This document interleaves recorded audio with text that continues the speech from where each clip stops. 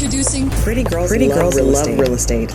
Stories of everyday women breaking barriers and building wealth through real estate. Let's get it. Boss. BOSS. Hello. Thank you for listening to another episode of the Pretty Girls Love Real Estate podcast. I'm your host, Jessica Washington, and I'm super excited for my guest today. I have Miss Erica Atterbury. She is a realtor in the Orlando market, and she's got a lot of great information to tell us about her experience in real estate, about the Orlando market, and about one of the really great home buying programs out there for first-time home buyers called Naca. Amongst a lot of other things that she's going to talk about with us. So first and foremost, Erica, how are you?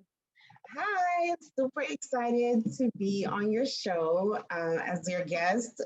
I've listened to your podcast, and so to be on the other side, it's really an honor, and I'm super excited. So thank you for having me. Thank you for this initiative. Thank you for doing this because of you, I've learned so much, and so I hope my story helps another woman with her real estate journey because all we can do is pay it forward, right? So, yeah. Absolutely. Yeah. Thank you so much for those kind words that I can't even imagine how much that means to me. So thank you for that. Thank you for taking the time to do this interview. So I'm really looking forward to it. So let's jump right in. How did you get interested in real estate? So my journey real estate is long. It's up and down. I actually first learned about real estate from my aunt. She was always looking at like real estate investment properties. And so she encouraged me while I was in my last year of undergrad at Norfolk State University. Shout out to our HBCUs. But I was in my last year and I was trying to figure out life, like what I'm going to do after, I leave college. And she put that bug in my ear about real estate. And I took the class in Virginia and I never sat for the state license because I just figured like I'm exploring the world. I don't have time for the state license. I'm not going to stay in Virginia. I wanted to be in Atlanta because that's where everybody was going back in like the early 2000s. So I kind of put real estate away to the side. And then fast forward like 2 decades later, it came back to me. When I was working at one of the local universities here in Orlando, my office was across the hall from the College of Business, and they had a master's in real estate program. And I was like, this is interesting. And I read over the curriculum and I met with like the program chair. And I was like, I really don't want another master's. I already have one, but it's geared towards commercial real estate. And I've always knew about residential, but never thought about commercial. And so I attended like a conference that the university had, a real estate conference. I was in the room with all these like key decision makers, key players in the Central Florida area that's heavily invested in commercial real estate. And I saw how hard it was to break in. I said, but that's not going to discourage me. I'm actually going to go ahead and sit and finally take the class again 20 years later and sit and take the exam for the state license. And so I did that in 2018. I got my license. But it was hard to jump into commercial. So I started off in residential. That's usually how most people do when you don't have any connections in a commercial real estate space. So I started off with residential as a leasing agent, helping people find homes for rent until I had enough money to pay for those realtor dues. Because starting in real estate, it's one of the least expensive businesses to have as a startup. The cost is low. You're really paying all the state entities and the realtor associations their money. And so, I said, I'll work as a leasing agent, in the beginning, so that way I can save some money, get my realtor dues together, and just learn how to build rapport with people going in as a leasing agent. It was for property management, real estate brokerage. So that's where I pretty much started in real estate. And my interest for it was about 2 decades ago. So from start to finish, So that's how pretty much I got into it. Okay, so I want to start from when you first got your residential license in Florida.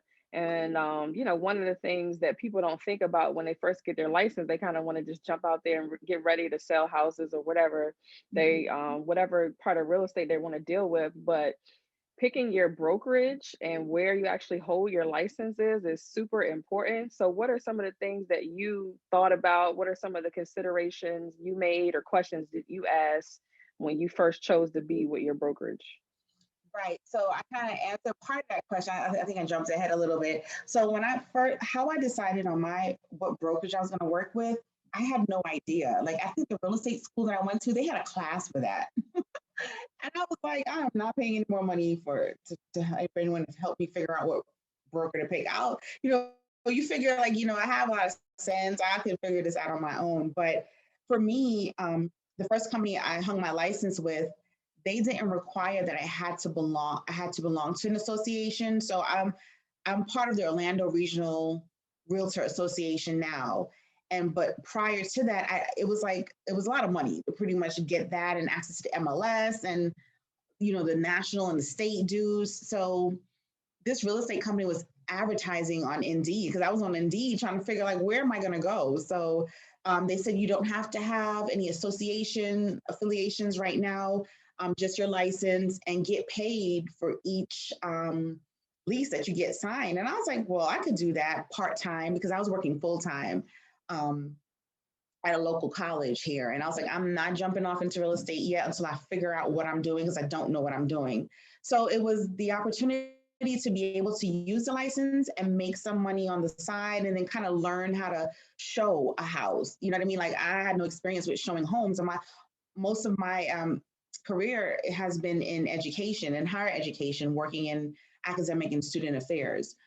So I worked with a lot of young adults, helping them with their academic career paths. So it was new for me. And so I said, I just took it slowly. And that's how I chose that brokerage, because I can make a little change on the side after work or even on my lunch breaks.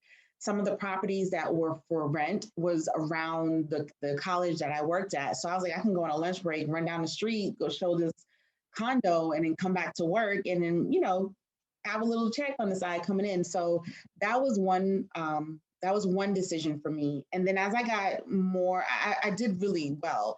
And I was like, but I didn't get my license to lease homes or condos. I want to sell. And so I had enough money now to pay for my dues. And this real estate brokerage I was with, it was 100% commission. So a lot of us agents are attracted to that. You're like 100% commission. I get to keep all my commission. I just pay you a little transaction fee, a few $100s. I'm good. And so, I switched from the leasing side to the sales side. And then I realized like I didn't have much support. And so I was like, well, guess you get what you pay for, right? So at the 100% brokerages, I learned along the way, because I had hopped to several different ones before just settling down with the one where I'm at now. I'm with Coldwell Banker Real Estate. But prior to that, I hopped around to different ones that were 100%. And you don't get a lot of support. I think it's great for those seasoned agents. Like if you know what you're doing, you have a good clientele base, you really don't need the broker to do anything for you, so to speak. Or you don't need a sales manager or anyone really helping you, then 100% is the way to go, because you don't get a lot of support. They're there for you if you need them, but it's very limited, right? They're very hands off. But prior to coming to Coldwell Banker, I actually found out about Naca, and they actually have real estate agents that work in-house. So that kind of, I guess, segues into another one of your questions. But so just attracted to that 100% commission was why I made my decision. But then I learned later on, this may not be the best for me, because I do need the support as a newer agent. So. Got you. So that brings up two important topics in mind when you said that. For one, like you said, it's important to know which brokerage and which type of support and services and education and training that they're offering. So, like you said, you get what you pay for. A lot of people want to jump out there and get 100% commission off the break, but if you don't have any like knowledge of how to be a real estate agent, you don't have any like clientele, like, ready to go, like you need that help, you need that support. So that's when you pay for a brokerage, maybe you do like an 80-20 split or a 70-30 split, because Right. that commission split is helping to pay for all those additional services, marketing, team support, all that kind of stuff. And another thing I think a lot of people have a misconception about is you're not a realtor until you join like the real estate organization, whatever your region is, the Realtor Association. So when you Right. get your license, you're a licensed real estate agent. And like you said, you can do leases, you can do certain other transactions, but you don't become a realtor until you join the realtor board. And that way, then you can get access to the MLS and all those other things, the conferences, whatever the case may be. So you can actually start doing transactions on the sales side. So that's another thing. People think, oh, when you get your license, you're automatically a realtor. There's a designation between those two. Right. Realtor is a designation through the National Association of Realtors, and that's Mm-hmm. nationwide. You know, whether you're in Maryland or Florida, we all belong to that association, and you get that realtor designation. It's actually trademarked. I think it's Yeah. a trademark sign. You don't get that designation until you become a member. Mm-hmm. So there is a difference. A lot of people, buyers don't know the difference, or sellers really. It's Mm-hmm. more, I think we understand it in-house as real estate agents, but it's our job to kind of educate our clients on our credential and let them know why we're different from just a regular licensed agent. And not to say you can't do real estate transactions, but you have more credential and more respect in the real estate community as a Right. professional. Right. And then you have more access to information. So you join like the National Association of Realtors, but each like area, county, territory, or whatever has their own local board. And that's how you get the access to the MLS in Mhm. your area. All right. Exactly. Yep, that's true. Cool. So tell us about NACA. First of all, if people out there are not familiar with it at all, what the program is, and then how did you get involved as far as becoming a realtor specifically for NACA? Yeah. So I just want to, for the record, clarify one thing. Not all 100% brokerages don't give training. So there are some out there that will provide you with the training, but you may pay like a monthly fee to them to be able to have access to those. So I just want to stand corrected on that. Right. But with regards to NACA, I actually one day was driving in the car. This was like in 2019. Advertisement on the radio about NACA coming to one of the local hotels here it was actually in Kissimmee, Florida, and they were having an event, and I heard no money down, no down payment, no closing costs, no PMI. PMI is private mortgage insurance, and your credit score doesn't have to be perfect. And so I was like, what? So I thought about, well, listen, as a real estate agent, we need to learn about different programs for our clients, right? Because everyone is not in the same situation, right? Some people may have down payment money, some don't. Some have it, but they may not want to spend it, and see how can they maximize the programs that are out there and utilize the resources to save some money, right? And so, or keep some money in their pocket. And so when I went to the event, and I also was looking into it for myself, and I said, well, if I learn this program, then I can share it with some of my clients. And what's the best way to teach another person is from experience, right? So if I've experienced it, I can teach others about it and help build my client base with this program. And I actually got recruited at the event. So when I went there to apply for myself, I was talking to someone. They asked you about your career. And so, I was dual career at the time. I was still working at the college, and then part-time at a real estate, as a realtor. And they were like, well, NACA's looking for a real estate agent. Encouraged me, like, go talk to him. This is one of the NACA staff person. And I said, okay, I really wasn't trying to, but, I'm always, at that time I was still looking for more opportunities to excel in real estate. And so, I spoke to the broker, did all the paperwork, did the interview, got hired. And so that's where my real estate career really changed for the better with regards to building my clientele. So NACA stands for Neighborhood Assistance Corporation of America.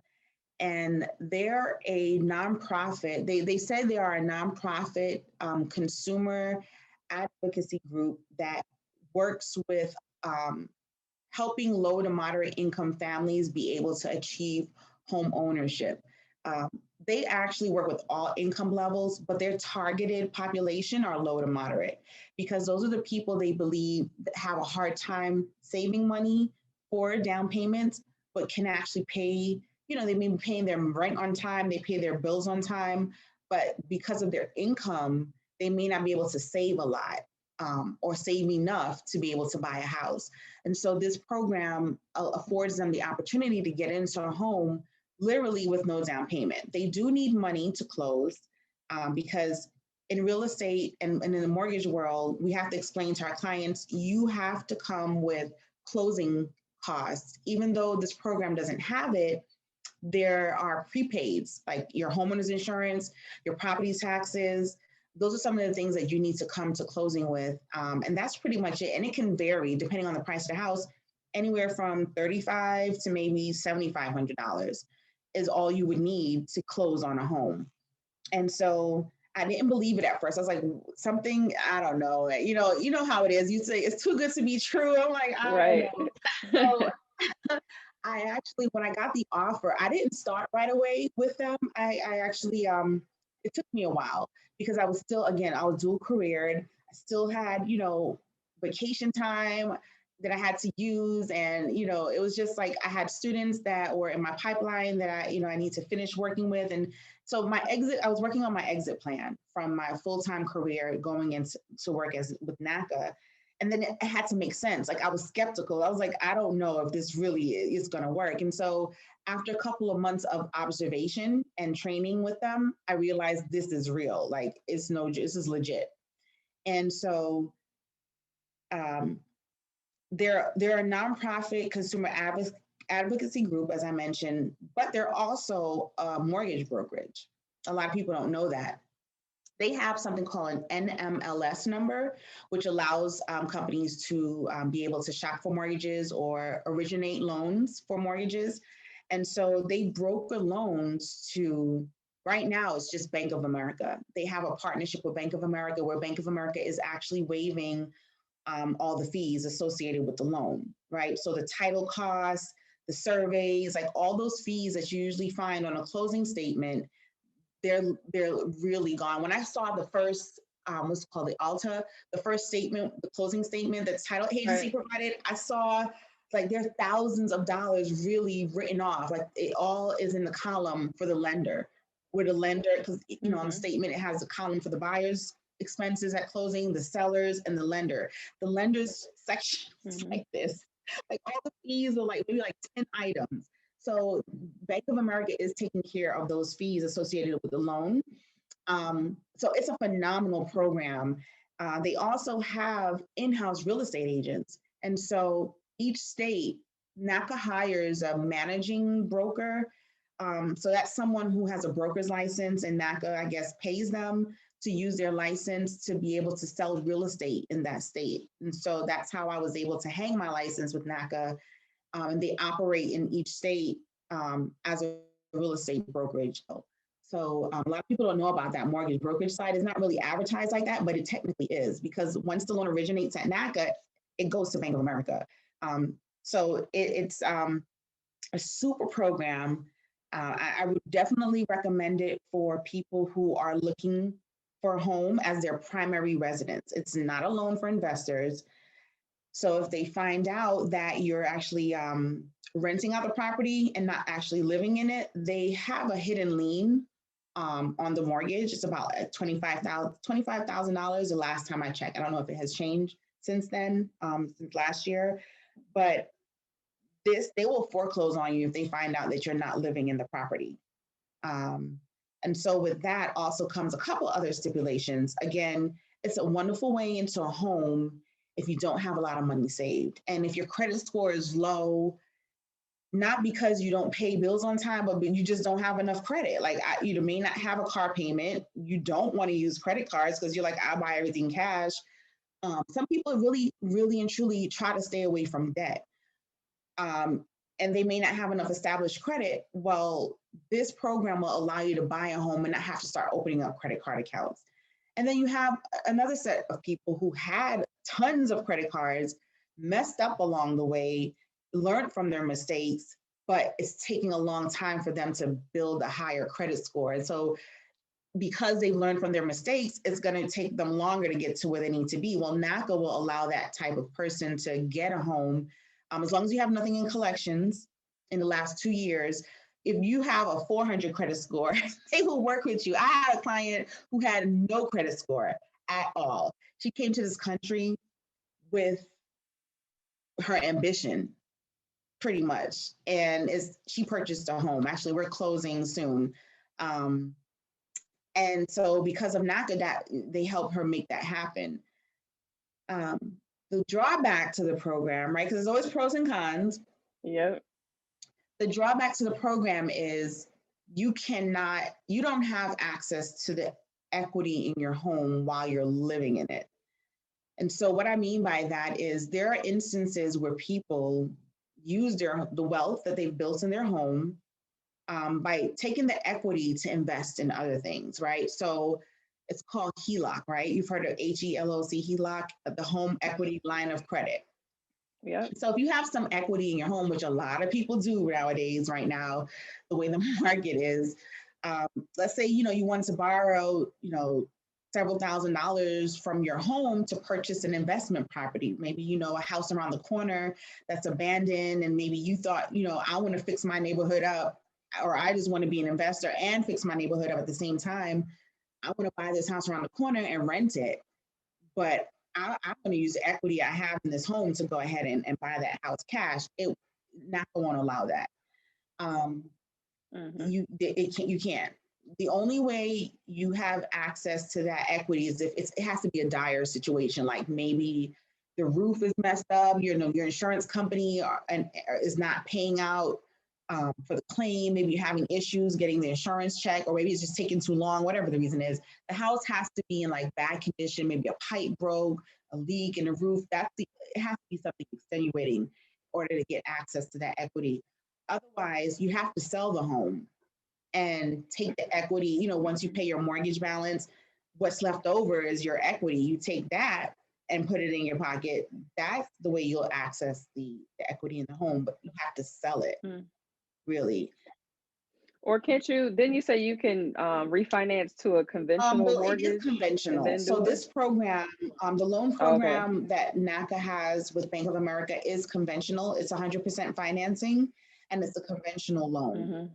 If someone wants to refinance, they can and go with a different lender, but you may not get the same interest rate. Like Naca has the lowest interest rate out there, hands down. No one can come near their interest rate at all. It's the lowest. And that's if you have a 500 credit score or 800 credit score. Everybody gets the same interest rate. It's amazing, the program. So right now, I think it's at 2.75 as of today, or maybe this week. As of last week, I haven't checked it recently, but as of last week, it was 2.75, and it was lower. It actually went up, and interest rates have been going up everywhere, but it's still the lowest. And in order to get something like that, in the bank or, with any other mortgage product, you have to have at least high sevens, almost 800 to get that type of interest rate. So it is great. But yeah, they can refinance, but they're probably going to have a higher interest rate. So you kind of look back, but there's no restriction that you can't buy another home. You can own as many properties as you want. You just can't be a homeowner.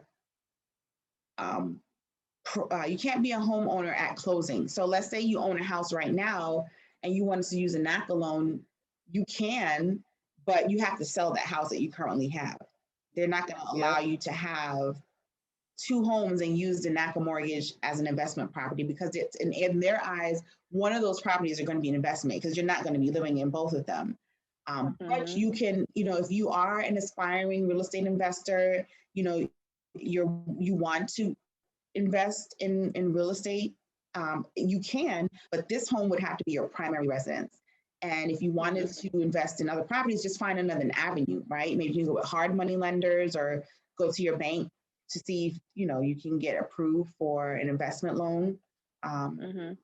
But you just can't use the equity in your house. So there are ways to go around that, but it's just some people get disappointed when they find out in the end that they can't. So that's something that I think everybody should really needs to know in the event. You can't pull out any money. You're trying to go on a vacation, Right. pay off bills, maybe you have student loans, you want to pay it off, borrow the equity from your home. No, they're not going to allow it. In their eyes, it's like, well, you're high risk because it's 100% financing. You didn't put anything up. There's no collateral from you.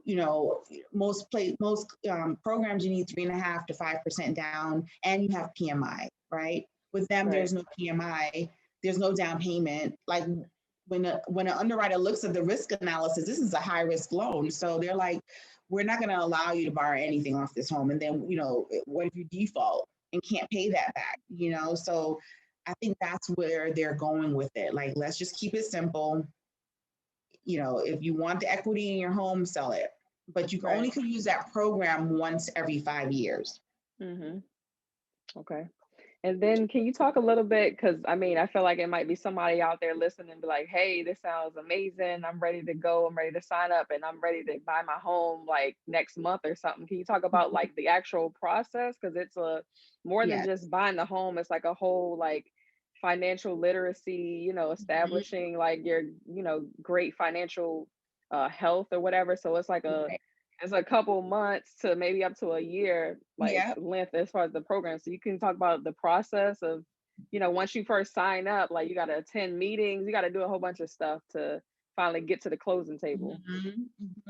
Yep. So with NACA's program, there is several steps. Another thing that I love, not only is it the lowest interest rate and there's no PMI in your mortgage,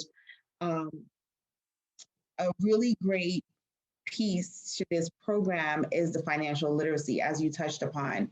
And they do require the first step, you'll go to their website and sign up for a home buyer workshop. And it is a few hours long, and they are HUD certified. So that means that home buyer workshop serves as a way for you to be eligible, or it meets one of the eligibility requirements for most states' down payment assistance programs, where you have to attend like, a home buyer, first time buyer workshop, education class. And so the certificate is good for any of those programs that require it because they're certified HUD counselors at NACA. So that's the first step. It's a few hours long, and it is all virtual online. So you can be from, in any state, any city attending the workshop. That's the first step. The second, once that takes place, they'll assign you with a NACA ID number, and then you're going to be scheduled to meet with the local counselor, the local housing or mortgage counselor. And that's when they're going to discuss your financials. So prior to your meeting, you have to upload the documents that they're going to ask you for. They're going to need your last 2 years of like W-2s, your tax returns, and they're going to need 90 days of pay stubs. 90 days of bank statements and credit card statements, and about 30 days of pay stubs. And that's pretty much to get you started. If you're self-employed, you can also take advantage of this program. They need 2 years of the 1099s, about 12 months of the bank statements showing like your profit and losses. So it's worked for all, even W-2 and 1099 employees can go ahead, or independent contractors can take advantage of this program. So after you get your appointment with your counselor, you can get approved on the spot that day if you have everything in place. If you don't have everything in place, which tends to be the case a lot of times because they're very strict about what needs to be taken care of prior to getting approved. Again, it's 100% financing. So it's gonna feel like they're asking you for the world. Well, you're gonna have to adhere to it and give them what they need. If you don't, and if they're asking for too much, then it's not for you, right? The program won't work. So let's say you had your first intake appointment, and if you don't have everything, you may have to come back depending on their availability. They get booked so fast because there are a lot of people trying to take advantage of this program. You may come back in 90 days, maybe 60 days, or maybe 6 months. It just depends on what action plan they're given to you. You may not have enough money saved. Again, there's no down payment, no closing costs, but again, you do have to come to closing with some money. So a lot of people, when we used to have face-to-face workshops, they'd get upset and come saying, this is false advertisement. You said there's no money down, no closing costs. And now you're telling me I need to bring some money. You do. It's not false advertisement. There's just no closing costs, no fees associated with the loan. But you have to come with something, just like if you were going to rent a house or rent an apartment, you got to come with security deposits, right? So same thing here. You have to come with your closing costs. Well, your prepaid closing costs. Again, they may collect a year of homeowners insurance. So a 1 year premium, you may have to bring that up front. That can vary again, depending on the location of the home, the size of the home, and some property taxes. It could be several months of property taxes that they're collecting up front, and they're going to put that in something called an escrow account. And the escrow account, again, they establish that at closing and put those funds in there.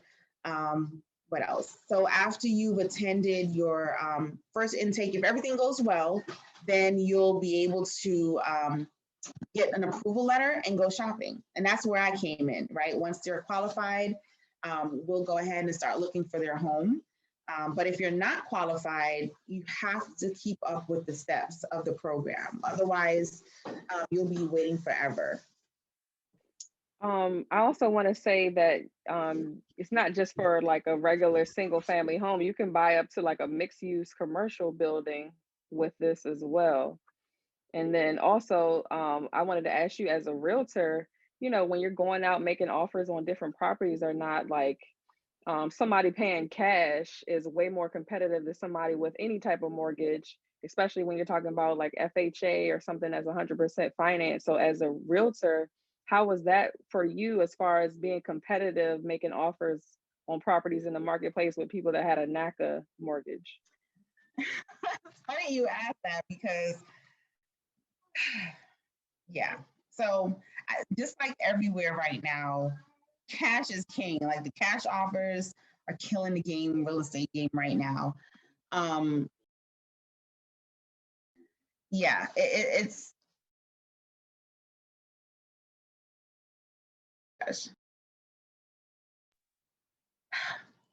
so my Naca buyers because of either one, cash buyers, or two, the listing agent not knowing what the Naca program was about, not understanding it, and not willing to learn about it.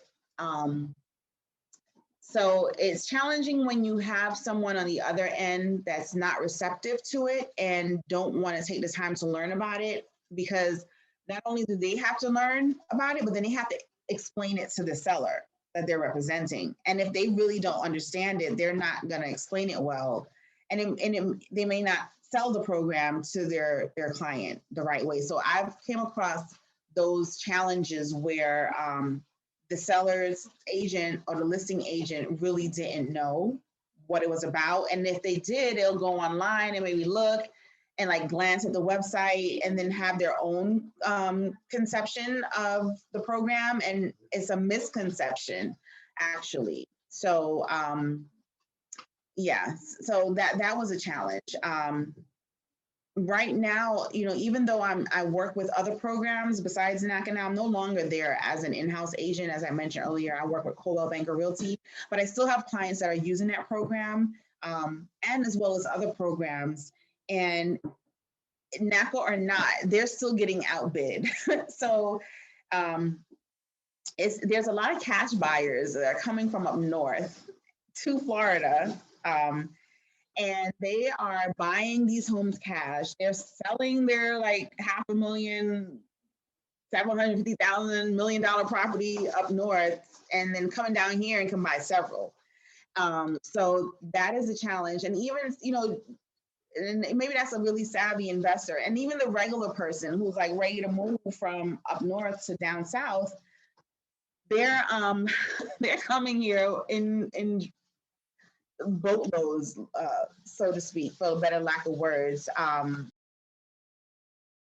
they're just taking over with the cash deals. It's unfortunate, but it's what's happening right now. Got it. So that basically is a perfect segue to the next question I had is what's the state of the market in Orlando? Like, what were some of the things that were drawing people obviously before COVID, and what is going on with the marketplace now? So, like Orlando, I think Orlando, Tampa, Miami, Jacksonville, everywhere in the state, even out of state, we have a shortage of inventory. And so that makes it even harder for buyers. It's a seller's market right now. And that means sellers are getting top dollars for their home because of the multiple offer situations we are faced with, where, you know, even some buyers that are not cash buyers, they have financing just like, you know, like my client would, for example, but maybe they're financing, you know, maybe they have more money um, to go higher in price, right? A lot of the Naca buyers I work with didn't have a lot of money saved to be able to outbid someone else. So, you know, there could be several local people here that are looking to purchase the same home and then come up in a multiple offer situation. And now the seller is asking for the highest and best offer. And the highest and best offer might be $15,000 over asking price. That happened recently. And the buyer didn't care. And if it didn't appraise, because an appraiser is a person that comes out to assess the value of the home by giving their professional opinion on the value and report back to the bank. And before the bank approves the loan, they want to see where the home is appraised at. And so if they tell the bank, hey, you know, it only appraised at 250, but this buyer is willing to pay 265. Well, the buyer is saying, hey, the bank will like, I'm only financing what the appraised amount is. The buyer can be like, well, I'll pay the difference. And if that's 15,000, then I'll pay it. And so everybody else's offer goes to the wayside because of that top offer. So it's everywhere right now. I've heard some of my real estate colleagues throughout the nation going through the same thing. So it's not enough inventory. Orlando is especially unique because we were hit hard by COVID, our economy here in Florida in general, but especially in Orlando because our economy thrives off of tourism and hospitality. And so all the large conferences, they come to Orlando on International Drive. I don't know if you've ever been to any of the professional conferences, but every professional organization in the world comes here for their annual conferences. That has stopped. So a lot of hotel workers have been displaced. Either they're unemployed, getting unemployment, or just completely let go, right? And they're not getting any unemployment. And so now you're thinking, well, a lot of people are thinking, oh, well, when that happens, then I'm going to wait to buy then because there's going to be a big foreclosure crisis again. And that's not actually happening. These moratoriums and forbearances that are in place are helping people to keep their homes. We don't know how long it's going to last. But so far, it's still hard to find homes, and if there are foreclosures happen every day, right? And right now, there's not a lot of foreclosures at all. And if there are foreclosures, the prices are high. Like the other day, I was looking at a foreclosure for regular homes, like $270,000 for like a 3-bedroom, 2-bath home. Like, this is a foreclosure at $270,000. Like, wow. Like, what is the market value then? So the hospitality and tourism industry has been hit hard here. However, there's still a lot of buyers. You know what I mean? It's like so many people that are still trying to buy a home. So it just goes to show me that not everyone is affected by it here. You have people that are working in the finance industry, you have teachers, you have law enforcement, you have tech company, and now that people can work from home and relocate and work from anywhere in the country, that's making it more competitive now as well. So it's not just, employees of hospitality and tourism that are here, but it's a majority of our demographic makeup. But a lot of people are relocating here from other industries. So we're still keeping an eye on the market to see what's going to happen with these homes. But I'm praying that people are able to save their homes, because although one person's loss would be another person's gain, I would hate for someone to have to go through that. So we'll see what happens. Okay, and then what you mentioned at the beginning of that statement is that there's a shortage of supply, a shortage of inventory, which to me signals that there's a need for more development in that market. And that goes like perfectly into the last question I had for you is you know, has aspirations of getting into development yourself in commercial real estate. So just tell me a little bit about that, like kind of where that came from and what are you doing now to kind of, you know, move forward that goal to be into development? So you brought something up that I have been really strongly considering, and the thought of becoming a real estate developer transpired because of the inventory shortage. So let me tell you something, Jessica. And that's just the hat we have to wear, especially as a buyer's agent. You know, when you have listings, you last in real estate as a listing agent because you market the property, do what you got to do, and then all these buyers agents bring buyers to you as a listing agent. So you really don't have to do much but look through offers, look through contracts with your seller, right, and pick and choose who's the best. But I'm primarily a buyer's agent, and after going on multiple showing after showing after showing after showing, and not being able to either win the offer or not like how the home looks, because now sometimes you don't want your buyers to feel like they're settling for less and settling for anything and now having to move into a home that's inexpensive, but then you have to do all these repairs. And a lot of the buyers that I work with were first-time home buyers. And just to pedal back a little bit, Naca is not just only for first-time home buyers. So if you've owned a home in the past and you had like a foreclosure, as long as it's been over 2 years, and you know, you're in good standing with your credit, you can purchase a home if you've owned in the past as well. Okay, but back to where we're at now. Fast forward with my thought, I'm like, listen, I'm so tired of like these offers not getting accepted and and I have to go far now. Like with my clients, we have to go out of Orlando to be able to find something affordable. They don't really like it, the fact that they have to commute, but now it's like a sacrifice. It's a give or take. Now we're in that position where what's more important to you? Having a home that you own and you're not paying rent, or driving? Like which one is more important? And a lot of the times, the most important factor to them is home ownership, right? So they'll do the drive, they'll make the sacrifice.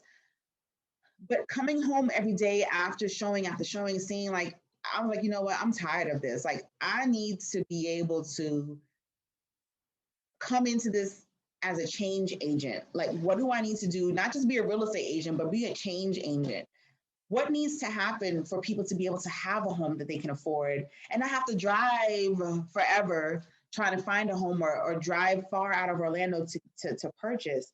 And I was like, well, I need to create some homes. Like, how do I become a developer, a builder? Like, what do I need to do to contribute to the market where I may not be the one person to solve everything, but at least I can contribute to the market share, right? To the inventory.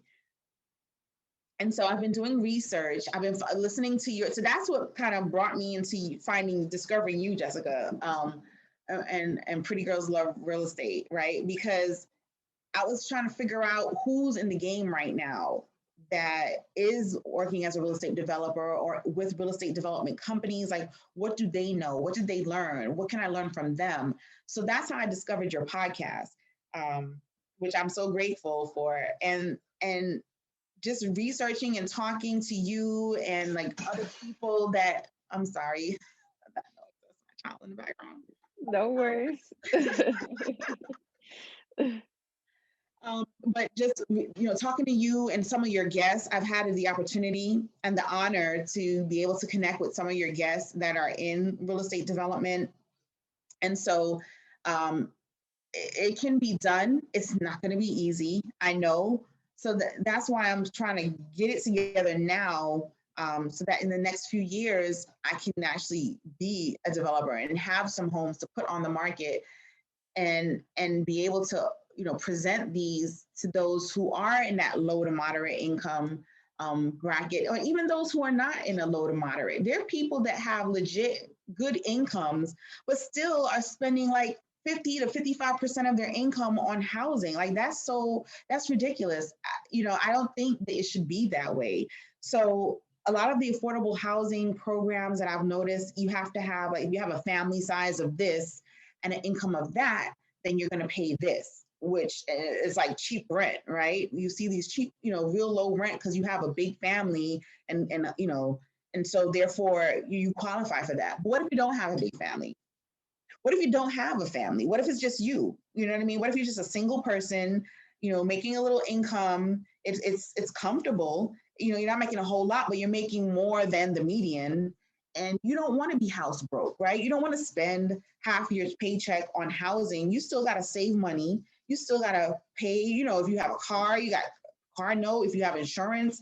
There's other things that our income has to go to for us to be able to live comfortably on. And so I want to be able to contribute to finding a way and creating that opportunity for people to own a home and not be house broke, so to speak. Right? When I say house broke, 50 to 55% of your income is gone. Sometimes it's even more to rent or to mortgage because you were so, motivated to own a home. There are people that have mortgages with really high interest rates, or they just was convinced to buy this expensive home when they really didn't need to. So I'm trying to align my plans with the Orange County mayor.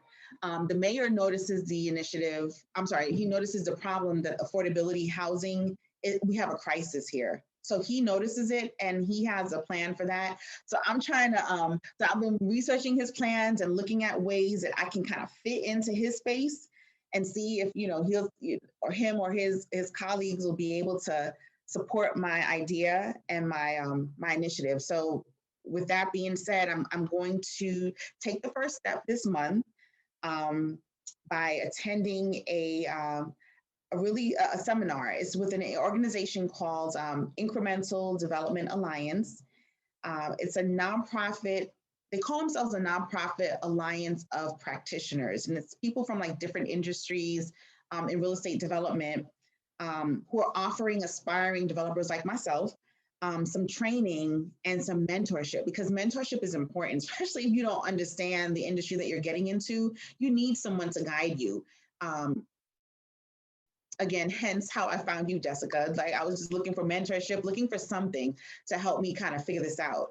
And so Incremental Development Alliance. So they're offering a really good program to help people like myself take the first steps towards a small scale real estate development project. So I'm excited about that. And then I'm going to go ahead and move forward, hopefully, and attend their, they have a boot camp after the seminar where it's a small developer boot camp, and they're going to teach you, how to create your own duplex, for example. If I wanted to create a duplex, how do I start that? What does that look like? They're going to train me step by step on how to get that done. So I'll be able to contribute inventory to my market and see where that takes us. It's scary and exciting at the same time. Like my stomach turns when I think about it, because as a real estate agent, we're just so boom, boom, boom. Find the listings, find the listings, find the listings. Especially as a buyer's agent, find the listings. As a seller's agent, you're like, or actually a listing agent, you're like, okay, what's going on in this zip code? How many homes are in that zip code? Like you're trying to constantly, like you're constantly hunting as a listing agent or a buyer's agent. As a listing agent, you're hunting for new listings. As a buyer's agent, you're hunting for new buyers, or if you have buyers, you're hunting for homes for them. So I'm to the point now where I'm like, okay, I've done a lot of hunting, but I want to be able to help contribute to the inventory and make a true difference in my community. I remember working with people in my former with my former employers.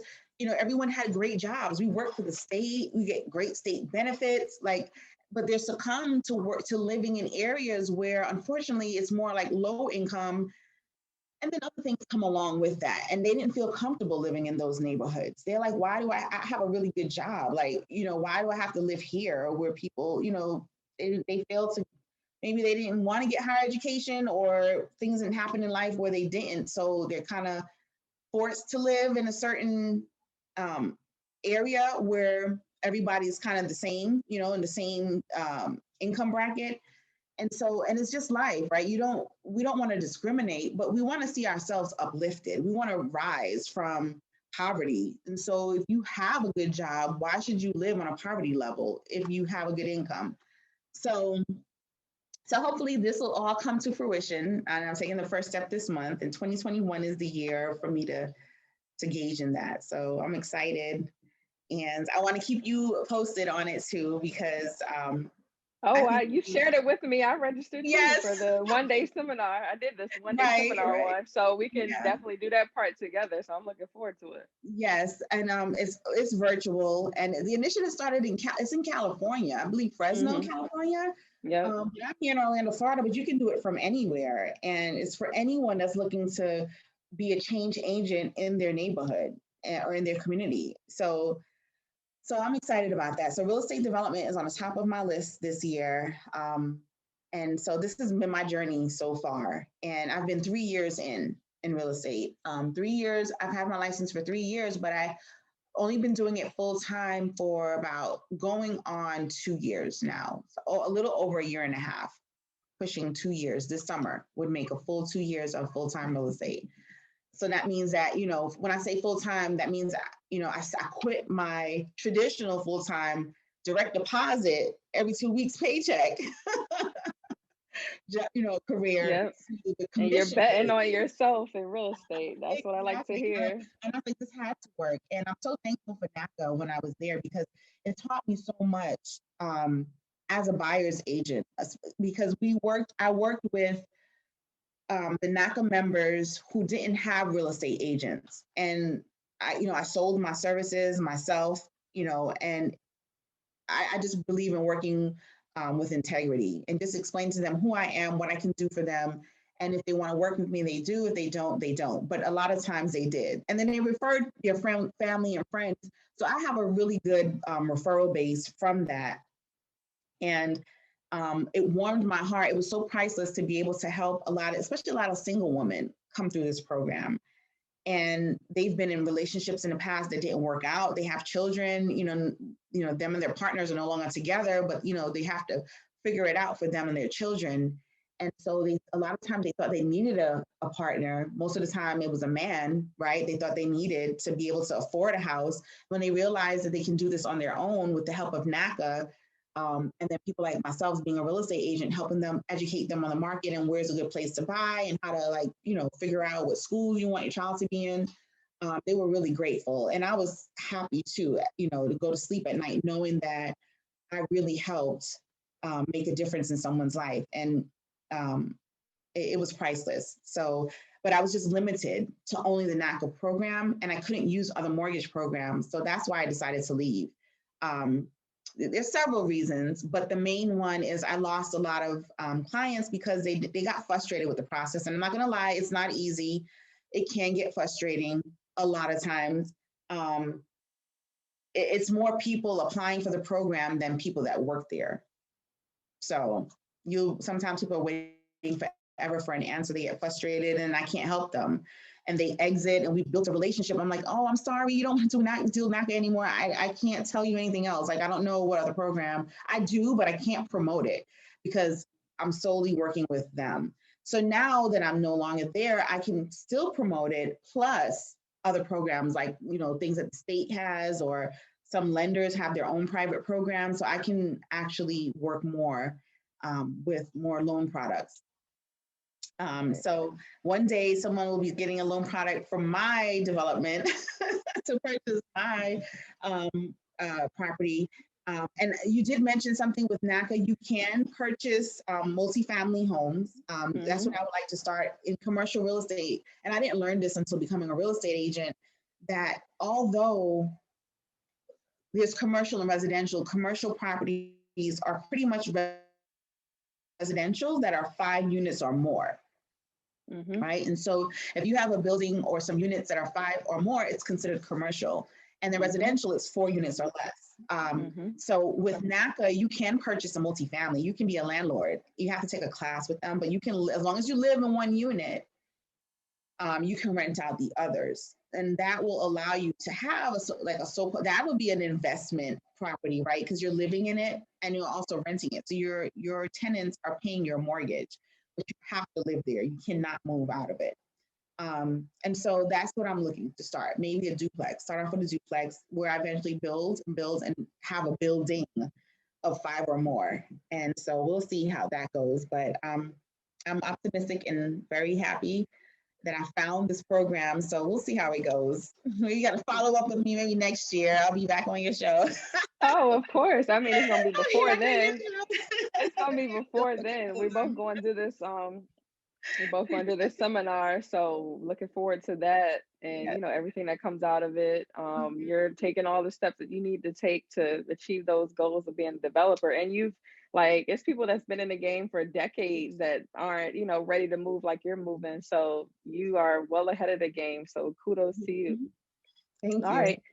Yes. All right. Let me move to the last segment of the show. This has been an amazing conversation. I've learned a lot, especially some of the details and things that you didn't know about Naca. So definitely appreciate that. The last segment of the show is called the Fabulous Four. And so it's just 4 questions I ask every guest. So just whatever comes to your mind, just go for it. So The first question is, what's your favorite real estate book? Okay. So this book, I believe any sales career a person in a sales career can read this book, but it was written by a real estate agent. It's called Ninja Selling. Oh God, Larry Kendall, I think, is the author, if I'm not mistaken. Yeah, something like that. Yeah, somebody else on here recommended that. So they used to have sessions where you can actually implement, certain real estate brokerages will take the initiative, where they had sessions where they actually implement the steps in the book. But it's a really great book that teaches you how to sell without selling, right? That's one thing that I approach real estate with. I'm not trying to be salesy. Right. And make people feel uncomfortable and pushy and sleazy. You can't afford it. You can afford it. And we're going to talk about it. And listen, that's not it. You don't want to be house broke. That's my message. Don't be house broke. You still need your income for other things. You got to travel, you got to eat, you got to save. So, this book teaches you how to build relationships, and just by having conversations, and they have something called, there's some really great ways to build conversations for those who are not conversationalists and don't know how to approach people without being salesy. It's called FORD, FORD. So those acronyms are, you talk to people about their family, their occupation. F is for family, O is for occupation. R is their recreation, I believe. And then what do they like to do for fun? And then D are their dreams, right? We all can talk about things like that. So listening, being a good listener, this book also teaches you how to do that as well, because while they're answering these forward questions, now you're taking notes and you're trying to figure out what their family life is like, and what do they do for an occupation, and what do they do for fun, and what type of dreams do they have. So you can start asking more questions, right? One question will lead to another, and getting to really know that person and understanding how to solve a problem for them that they may be experiencing, versus try to sell them, right? You're being a problem solver. Okay, so what's your problem? You can't find a home right now that you can afford. Let's find out why. Let's kind of dig into those questions. Let's see what's going on in your life and where there's room to make some adjustments. So I really like that book for that. Yeah, so that's my one. It can be used for any industry, not just real estate, but sales. Okay. Awesome suggestion. All right. The second question is, what advice would you give to your younger self just starting your real estate career? I wish I had just stayed, I had stayed the course, and I took the real estate class over 20 years ago and didn't take the state exam because I was moving from Virginia to Georgia. I wish I would have just got the license, because right now I'd probably be a real estate development mogul, because I'm learning so much now. Had I known this 20 years ago, I'd be crazy. Right? It'll be just, y'all hear about books about me right now. So I'd be in your textbooks and your real estate textbooks. But Yes. So the bigger advice is start sooner. right, That's what yes, everyone always says. Start sooner. I wish I would have yeah. started And earlier. if you started, stick with it, because I didn't stick with it.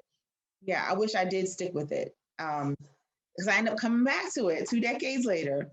So yeah, if you find, that you're interested in something, and if it's anything, and you start it, don't stop. Just give it a try. Because I didn't give it a try. I took the class. I thought it was boring, because the class is boring. And what you learn in real estate school is not what you're going to be doing in real life. Like, everything in real estate school is all about the foundation of real estate and the laws, right? Learning terms and terminologies. It's nothing like when I got out in the real estate world. There's nothing in my textbook that discuss multiple offer situations and how to negotiate on your client's behalf. None of that. None of that. So yeah. So listening to yourself, sticking with what you start, and finishing it. Okay, awesome. Third question, and we kind of all know the answer to this, but what topic in real estate do you want to learn more about?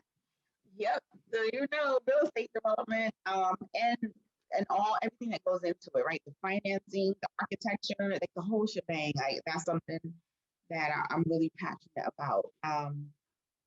So yeah, so that's it. There's so many things that I want to learn. I want to learn everything real estate, but you only can do one at a time. And I learned that when you are trying to do too much, you do very little. So I want to put 100% into this, master it, and then move on to the next. But real estate development will be top of the list right now. All right, Mhm. amen. So last question.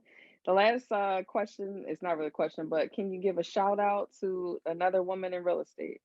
Yes, her name is Ella Blaine, or we call her Coach Ella Blaine. She's out of Maryland, and she has a Facebook group called Real Estate Ladies Rock. Sometimes I get your two names mixed, like Pretty Girls Love Real Estate, Real Estate Ladies Rock. But Real Estate Ladies Rock is a group of women in real estate nationwide, and maybe there might be some out of the country, but we all kind of like, it's a place for us, it's a safe space for us to all like digress and share our thoughts and experiences in real estate and what we're going through. In this multiple offer situation that I'm talking about, it's happening everywhere. That's how I know it's happening everywhere, because it is a group that we're all sharing what's happening in Texas and Florida and Georgia and North Carolina and California. But Coach Ella allows us to all come together in a really good, positive way. And she's also a real estate coach. So if you need more help developing your real estate career, she's there for you. She's awesome. Like, because of her, I got my first expired listing. And that's an expired listing is, a listing that's been on the market for a while and expired for whatever reason. It was my job to go and find out, hey, why didn't your home sell? Had that conversation and got it. And the seller had confidence in me that I was going to be able to sell their home the second time around. And I did. In less than 30 days, we went on a contract. But she gave me that push to just be bold and go ahead and get it done. So just from sitting in her coaching sessions. So Coach Ella Blaine out of Maryland, she's up there where you're at, as a matter of fact. I think she might be in the Baltimore area, somewhere up, close to DC. And I know Baltimore is a little ways from DC, but she's in that state. So it'll be good. I know you're more focused on commercial. She's more residential, but the tips that she has can be used in either or space. It's just all about motivating you and learning how to find your opportunities, make your opportunities happen. Right. Well, yeah, I am more focused on commercial, but I'm wherever the money resides. So I would definitely try to connect with her. So shout out to Coach Ella and her Facebook group. That sounds awesome. All right. So lastly, how can people get in touch with you? If they want to contact you to do business, or they want to just follow your journey, how can they reach out? Yes. So I can be reached on LinkedIn. Just type my name, Erica Atterbury, ERICA. Last name Atterbury. I'm on LinkedIn, and I also have a Facebook real estate page. I need to be doing more with it, but I have, what is it? Oh my gosh, what's my handle? At Erica Sells Florida Real Estate. That's my handle on Facebook for my Facebook business page. Okay. Mhm. Awesome. Any last words of wisdom or any just message you want to get out to the listeners? Um, I actually would like to just say keep be resourceful in everything you do, because resourcefulness is how I found you, Jessica, and the ladies that you've presented on this platform. And I admire everyone that you've had as a guest on here. And when you're resourceful, or you can learn, if you're not, you can learn how to be. It's everything is at the tip of our fingers now when it comes to technology. Back in my day, we had to go into like I'm talking like I'm old, but I'm old enough to say that, we had to go to the library and go on shelves. And I'm from Brooklyn, New York originally, and I used to love going to our Brooklyn, the Brooklyn Library down in Crown Heights. There was on a Grand Army Plaza, and I'd go in there to look for things, anything I wanted to learn about. I'd go into the library and go on the shelves and check the library catalog. But now you don't have to do that if you don't want to.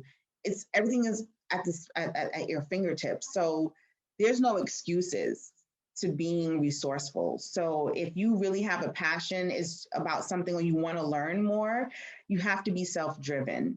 And we can teach most of the things we can teach ourselves with the help of others. So there's no excuses in this day and age that we're in, not to go out and find out more about what you really want to do, whether it's a career or a hobby, whatever it is. Just be resourceful and don't just get off your behind. Find the answers. They are out there, and there are people out there that are willing to help you. Again, I reached out to a couple of your guests, and they were willing to help me. There was one young lady who sent me like so many links to different low income housing tax credit uh, resources and summer programs, and we just talked about so many things. And I was like, you see, if I wasn't resourceful podcast, I would have never connected with that woman. So, um, again, just get off of your behind and find the answers. It's out there. Find the people that you want to surround yourselves with to get to where you need to be. Awesome. Thank you so much. That's awesome advice. All right, Erica, I really appreciate this was a phenomenal Thank conversation. you. Thank you. Thank you for coming on. I appreciate you. I appreciate being able to connect with you in person. I wish you all the best. You have so much going on. Like I'm excited to see your journey and Oh, keep up with thank you. you. So You made me thank feel. I'm you. like feeling like, oh, this is like regular stuff. I'm like, but you just made me feel so good, and I thank you. You're such a self-esteem booster. Um, I appreciate you. You're God sent. So thank you. And I pray that God continues to bless you with the ability to keep up with this, because your information is powerful, and you're doing something really great. And I just think you need to hear it every day. You're awesome, and I appreciate what you're doing and your boldness, because this is very bold to do.